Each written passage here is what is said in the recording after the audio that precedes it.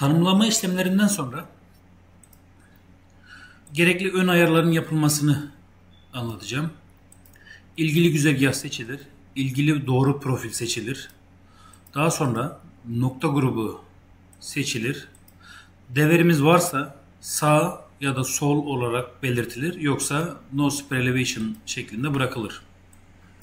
Noktaların kilometresine kaydırılması ile ilgili kısmı tanıtayım.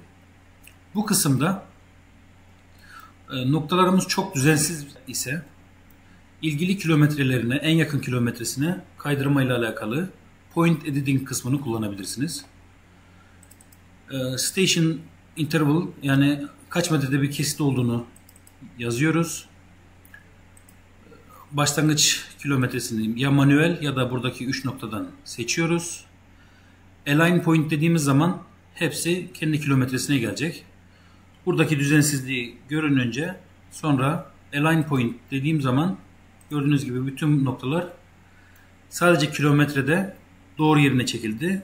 Offset'i ve level'ları korundu. Daha sonra tünel 3D polyline ya da sample line çizimi yapılabilir. Tünel 3D polyline'ını tüm düzenleme işlemleri bittikten sonra yapmanızı tavsiye ederim. Sample line çizimini gösteriyorum. Doğru kilometre aralığı girildikten sonra sample line çiz dediğimiz zaman sample line'larımız bu şekilde çizilmiş olacak. Bir sonraki aşamada sample line'larımız çizildikten sonra kesitlerimizin ekrana çizilmesi. Draw Sections seçili. Run butonu tıklandıktan sonra ekranda ilk kesidin gelmesini istediğimiz yeri tıklıyoruz. Kesitlerimiz çizildi. Şimdi ilgili verilerin düzenlenmesini göstereyim. Settings kısmına geliyorum. Eğer programı İngilizce ya da başka dilde yapmak isterseniz tarih yerine date yazabilirsiniz. Günün tarihini yazıyoruz. Projemiz ile ilgili detayları şeklinde bilgilerimizi dolduruyoruz. Bilgiler doldurulduktan sonra kesitler arasındaki yatay mesafe, kesitler arasındaki düşey mesafe, yan yana kaç kesit olacağı, gridlerimizin hangi mesafede ekleneceği ve yazı boyutlarımız burada bulunmakta.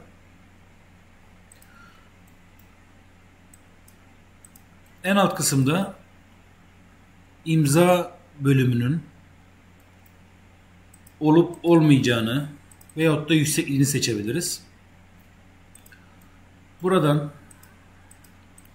proje bilgilerimizi yazıp yazı boyutlarını ayarlayıp işveren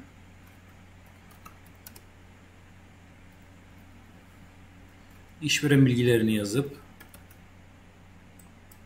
bold yazı boyutlarını büyütüp altında çizgi varsa çizgilerini ayarlayıp kaydediyoruz.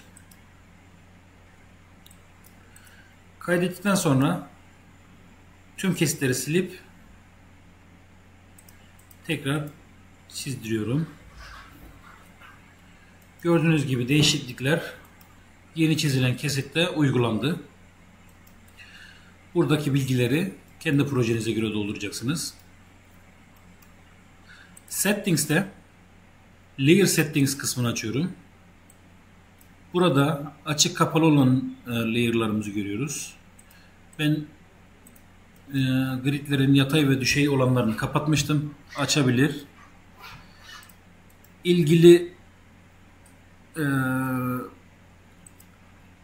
layer'ların rengini değiştirebiliriz.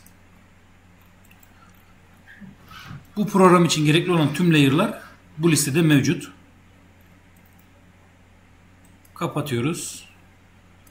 Artık bu ayarlar ilgili bu kullandığınız bilgisayarda her çizimde uygulanacak. Bir de Name Block Show butonunu kaldırdığımız zaman